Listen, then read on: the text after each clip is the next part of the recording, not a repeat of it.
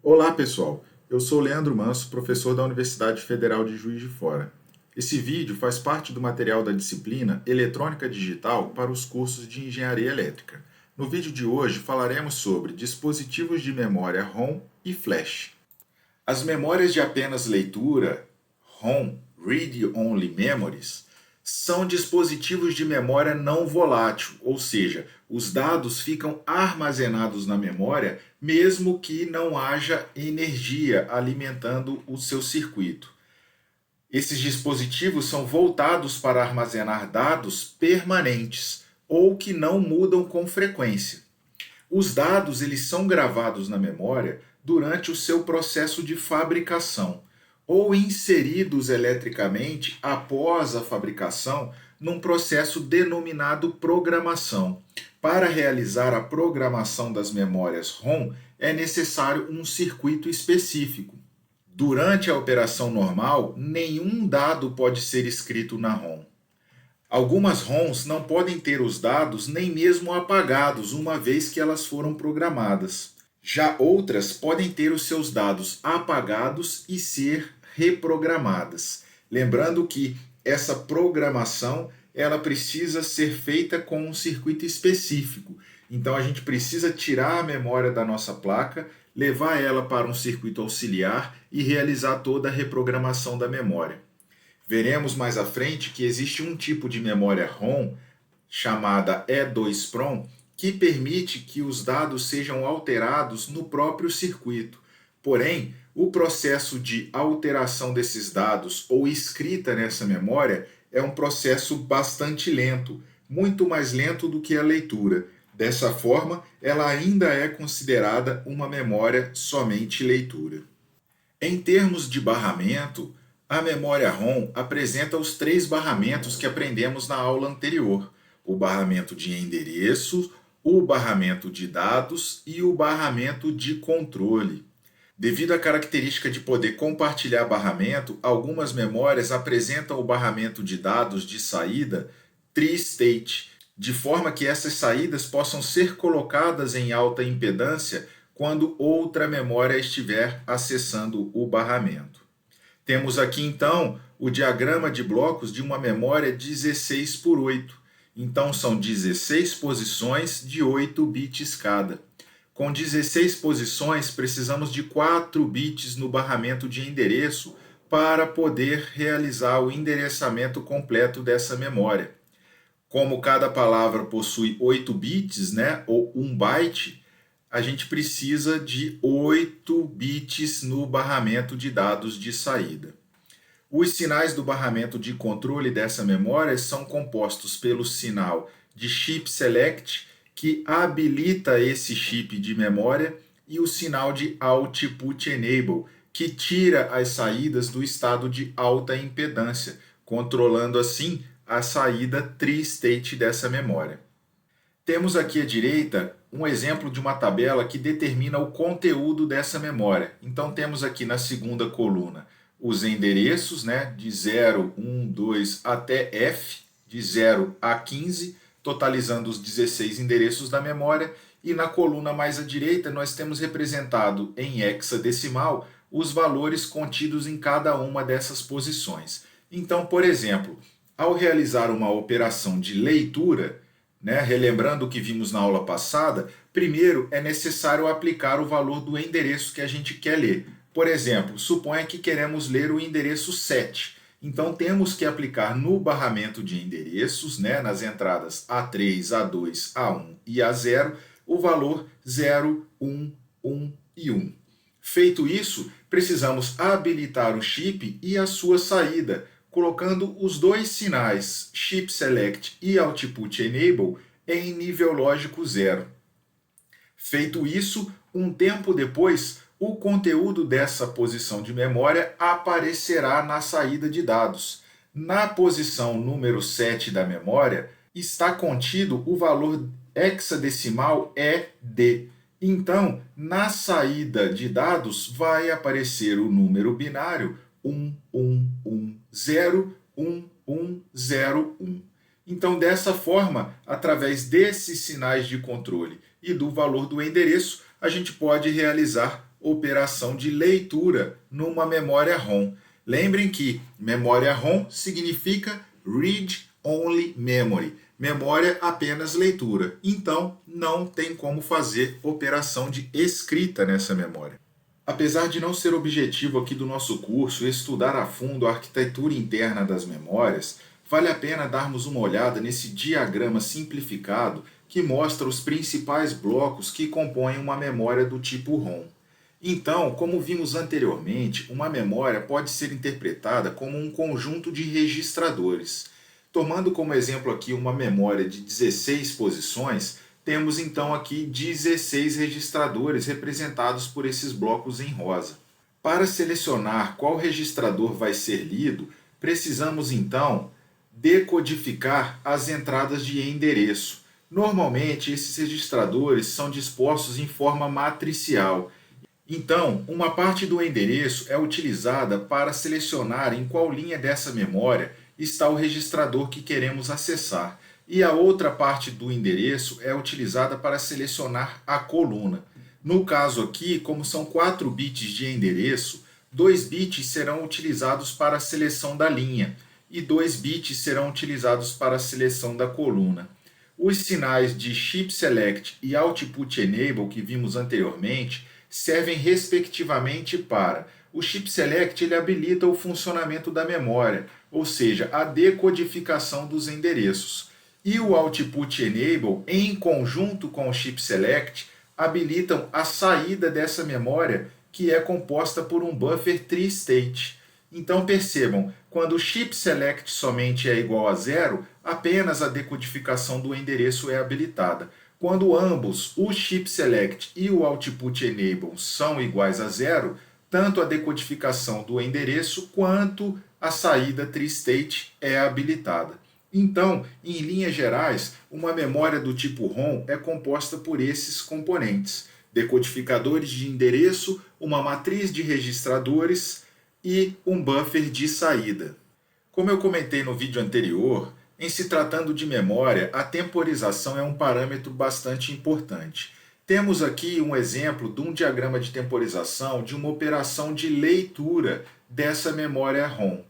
Vimos então nos slides anteriores que, para realizar essa operação de leitura, é necessário que um endereço válido esteja presente no barramento e, após essa presença do endereço, precisamos ativar os sinais de Chip Select e de Output Enable. Então, o endereço ele está válido a partir desse instante aqui no barramento e o Chip Select é ativado nesse momento e logo após o Output Enable. Os dados só vão aparecer na saída um determinado intervalo de tempo depois. O intervalo de tempo medido entre o momento que o endereço se torna válido no barramento, ou seja, que o Chip Select vai para nível lógico 0, até os dados aparecerem na saída, é denominado tempo de acesso da memória. Esse é o intervalo de tempo necessário para realizar uma operação de leitura. Outro parâmetro importante nesse diagrama é o tempo do Output Enable, que é o tempo gasto desde a habilitação dos buffers de saída até o aparecimento efetivo dos dados no barramento, que é esse intervalo de tempo destacado aqui. Então, o tempo de acesso, que é o tempo da ativação do Chip Select com um endereço válido do barramento, até a aparição dos dados no barramento de saída, é esse parâmetro que vai determinar qual é a velocidade de leitura das memórias do tipo ROM. Existem vários tipos de memórias ROM, cada uma utiliza uma tecnologia diferente. Vamos dar uma olhada então em 4 tipos: a MROM, que é a ROM programada por máscara, a PROM, que é a ROM programável, a EPROM, que é a ROM programável e apagável, e a E2PROM, que é uma ROM que pode ser programada e apagada eletricamente. A memória do tipo MROM, que é a ROM programada por máscara, ela tem a informação armazenada ao mesmo tempo em que o circuito é fabricado. Então, no processo de fabricação do CI, é utilizada uma máscara para depositar metais sobre o silício e, dessa forma, formar ou não algumas conexões que vão determinar se o valor daquela célula é nível lógico 1 ou se é nível lógico 0. Então, temos aqui o exemplo de uma memória com 16 células. Cada célula é representada aqui por esse transistor FET, e quando essa conexão aqui é feita, o nível lógico dessa célula é nível lógico 1. Quando essa conexão não é feita, o nível lógico daquela célula é nível lógico 0. Então, nesse tipo de memória, os dados já são programados durante a fabricação. Após fabricada, a gente só consegue ler os dados contidos nessa memória.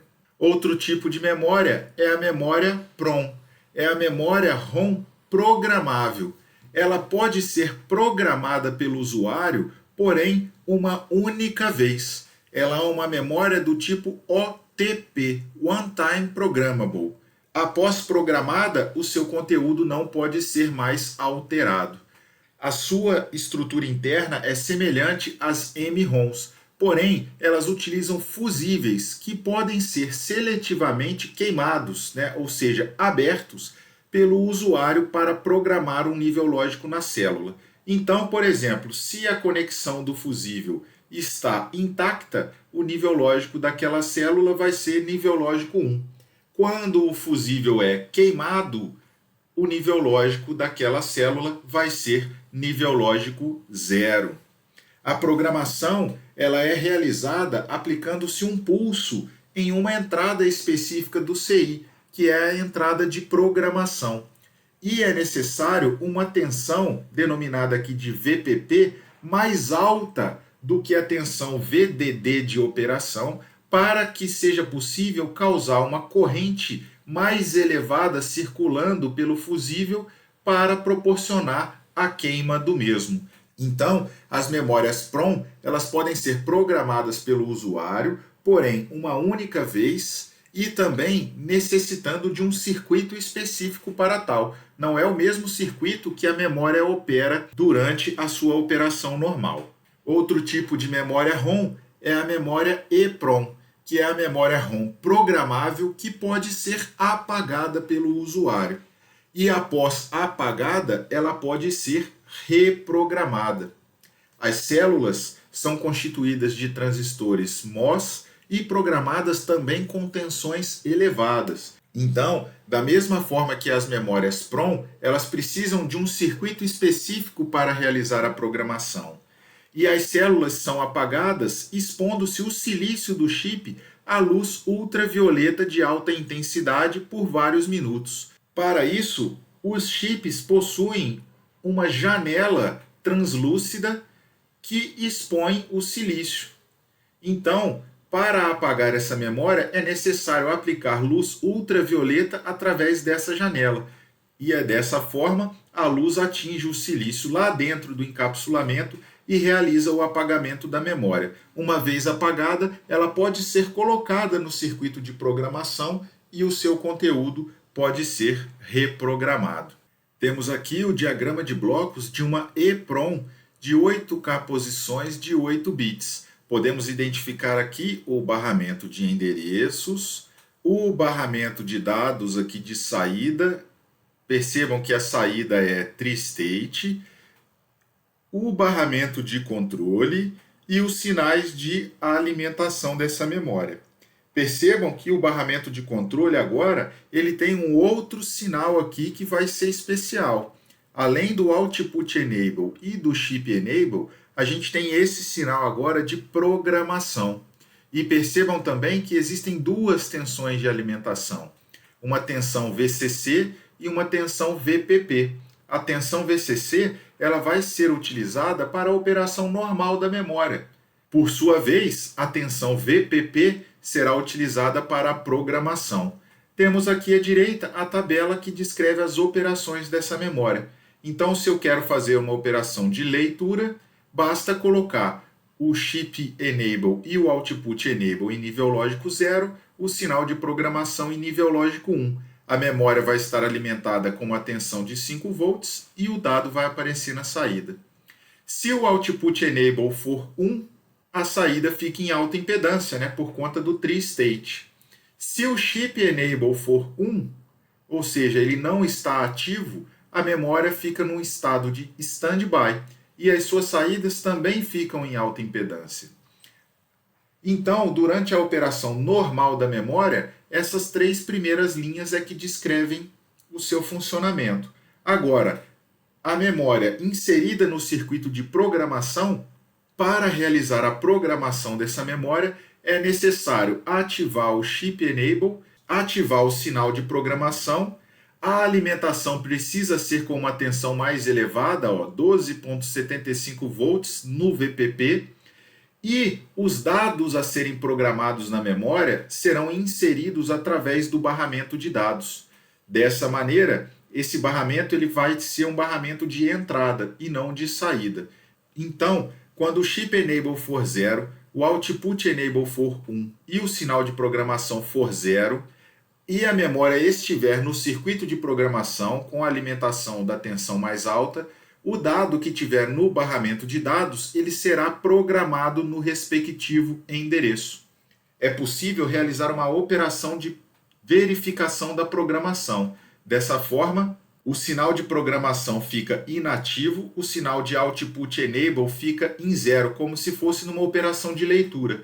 E aí, os dados escritos naquela posição aparecerão aqui no barramento, possibilitando assim a conferência dessa programação. Por fim, temos a memória E2PROM, que é uma ROM programável que pode ser apagável eletricamente. E ela pode ser apagada e reescrita no próprio circuito, além de proporcionar a possibilidade de reescrever bytes individualmente. Essas memórias possuem circuito interno para gerar a tensão VPP necessária para a programação, por isso não é necessário tirá-las do circuito. Porém, a complexidade de uma célula de memória para possibilitar esse apagamento possui 2 consequências: baixa densidade e alto custo. Então, não encontramos memória do tipo E2PROM de alta capacidade, devido a essa complexidade da célula dessas memórias.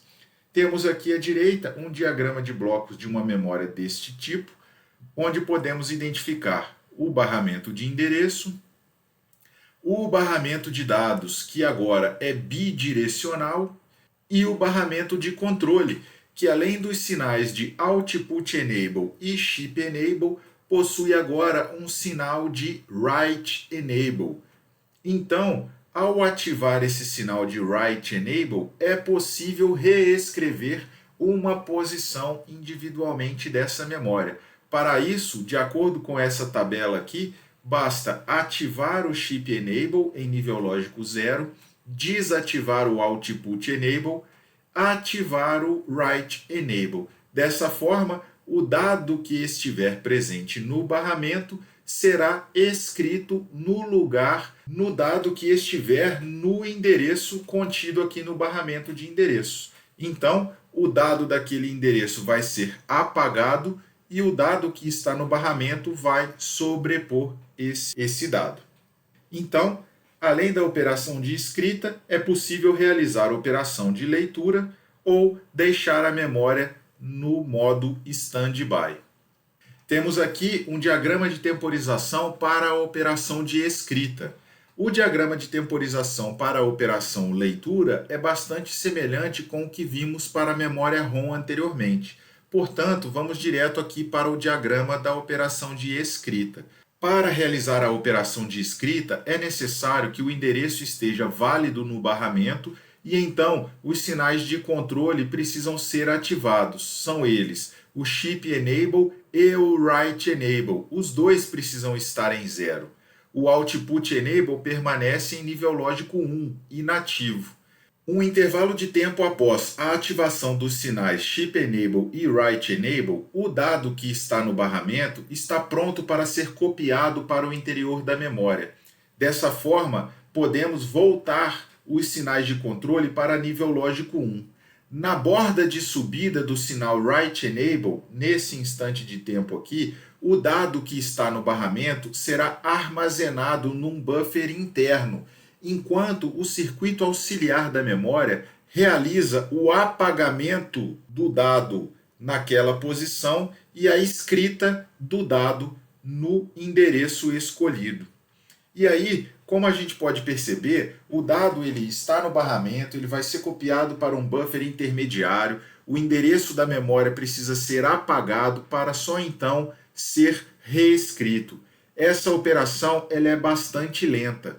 Tipicamente, demora uns 5 milissegundos para fazer a escrita de uma posição na memória E2PROM. Para a memória, isso é relativamente lento. Então, pessoal, com o que vimos até agora, a memória EEPROM ela possui como vantagens um tempo de leitura rápido, alta densidade e baixo custo. Porém, como desvantagem, ela precisa ser removida do circuito para ser apagada e reprogramada.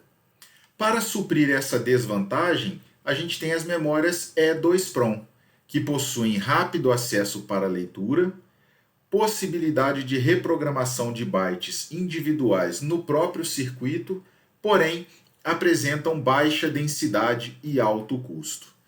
O desafio, então, para a evolução da tecnologia é a obtenção de uma memória que seja não volátil, que possui a capacidade da E2PROM de apagamento elétrico, porém com a densidade e custos da EEPROM, mantendo a alta velocidade da leitura. Então a gente tem a E2PROM que possibilita esse apagamento e tem essa flexibilidade, porém ela não consegue ser fabricada com alta densidade e também o seu custo é muito alto.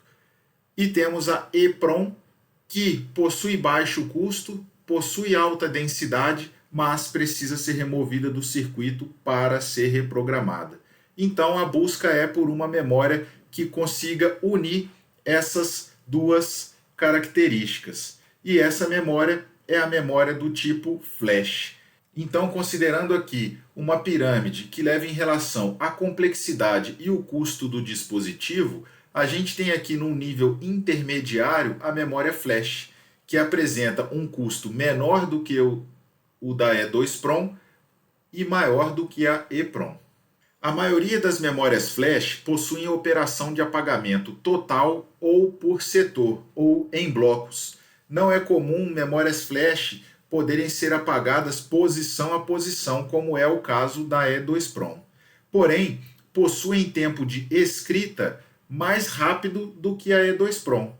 E por esse tempo de escrita ser mais rápido, a memória flash não é considerada uma memória apenas leitura. Ela é uma memória de leitura e também escrita.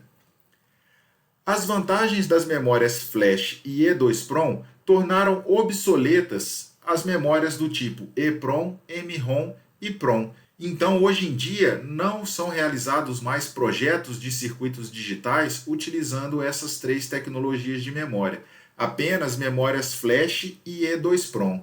Porém, ainda é comum em dispositivos mais antigos, em algumas indústrias, encontrarmos cartões de memória com memórias dessas tecnologias. E pode ser que esses cartões necessitem de alguma manutenção ou alguma evolução, então, por isso, ainda estudamos esses dispositivos. Temos aplicação de memórias flash em dispositivos do tipo pendrive, cartões SD, e com a moderna tecnologia de fabricação dos CIs, conseguimos produzir memórias flash de alta densidade e num custo cada vez mais acessível, possibilitando assim a criação e utilização dos HDs com tecnologias SSD. Então, os HDs SSD são diferentes dos HDs de disco, porque aqui dentro nós temos uma memória estática, é um circuito integrado que está aqui dentro de memória flash. Temos aqui então o diagrama de blocos de uma memória flash, onde encontramos também os barramentos de endereço, barramento de dados bidirecional e barramento de controle com sinais de Chip Enable, Output Enable e Write Enable. As operações dessa memória são semelhantes às operações da EEPROM e estão descritas aqui nessa tabela. A evolução dos dispositivos tecnológicos se dá sempre no sentido de maior capacidade, operação mais rápida, menor consumo de energia e menor custo. Os primeiros dispositivos flash foram criados como tentativa de melhorar a EEPROM em cada um desses aspectos. Para conseguir isso, foi deixado de lado a característica de apagamento de bytes individuais e implementado o apagamento em blocos. Esses dispositivos são referidos como flash com tecnologia NOR ou flash NOR. Essa lógica NOR ela acontece devido à configuração dos transistores internos que compõem as células dessa memória. Nessa configuração, cada transistor é lido e escrito de forma independente. A utilização de memórias flash para armazenar grandes quantidades de dados resultou em alguns critérios para o projeto de outra categoria de memórias flash. Para o armazenamento em massa, num drive de disco rígido, por exemplo, não é necessário ter acesso aleatório a cada byte do dado. Os arquivos são armazenados de modo sequencial em grupos de bytes ou setores.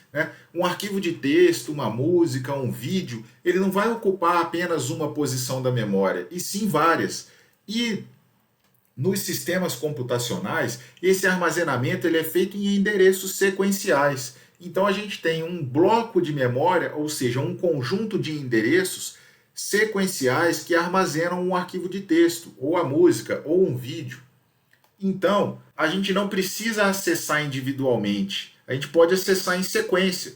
Quando eu vou ler um arquivo de texto, eu acesso o primeiro endereço desse bloco e os outros eu já sei que vão ser na sequência. Eu não preciso acessar um endereço aqui e dar um salto para outra posição de memória.